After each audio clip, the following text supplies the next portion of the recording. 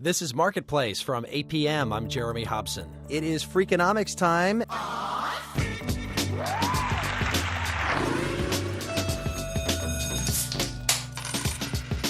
Every 2 weeks, we talk with Stephen Dubner, the co-author of the books and blog about the hidden side of everything. Stephen, it's good to have you back.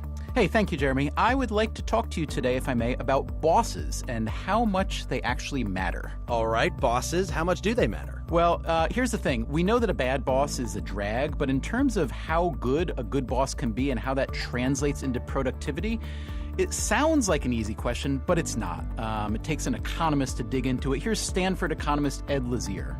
Suppose you look at a firm and you see that the firm is highly productive. Well, it may be highly productive because it has productive workers, because it has productive technology, or because it has good supervisors that are enhancing the productivity of the workers. And it's not so easy to tease out one effect from another. So it's a bit of a cause and effect riddle that you want to solve. The challenge here is to find some data that allows you to isolate and then measure the effect of the boss.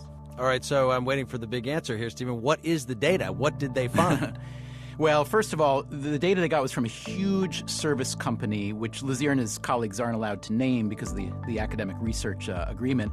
But this company does a lot of different things, everything from running call centers to processing insurance claims. And the data that the researchers got was extremely granular. They could really see individual transactions for more than 23,000 employees and 2,000 bosses. Now, Jeremy, Wow. Here's the best part. In this company, the typical employee switches bosses a few times a year, depending on which project they're working on. So it makes it possible to chart the impact of a given boss, okay? Here is Catherine Shaw, who is Lazier's entrepreneurial co-author. She is also an economist at Stanford. This data, because it is computerized data and we're just looking at the effects of workers moving between bosses, it's very difficult to screw that up. Okay, so we've got good data here, Stephen. We've got a lot of data, thousands of people. What did they find?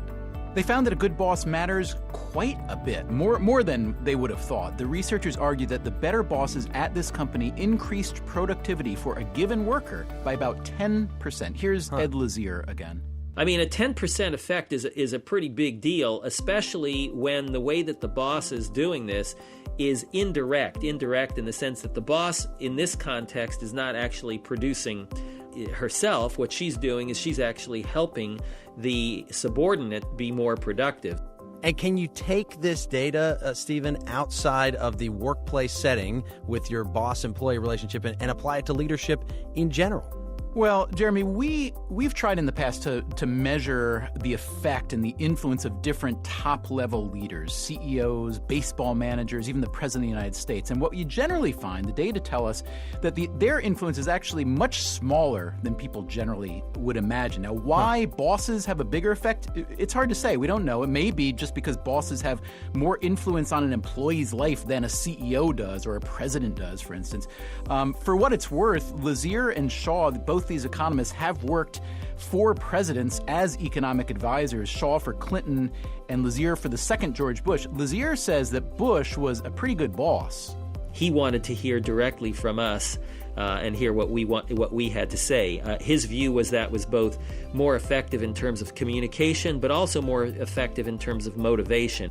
Well, so for those bosses that are listening out there and want to emulate that, what can they do? Is there any advice from all you've learned? Well, I wish there was a magic answer of some kind. We did ask readers on Freakonomics.com, bosses, to tell us what they have done that worked.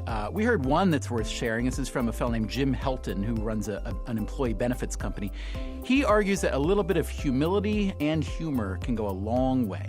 So what we had is a dumbass award. We put it on your desk and you owned it.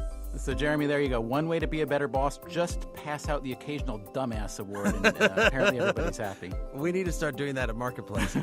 Stephen Dubner, Freakonomics Radio. He also puts out a podcast, which you can get on iTunes and hear more at Freakonomics.com. Stephen, we'll talk to you in 2 weeks. Thanks so much, Jeremy.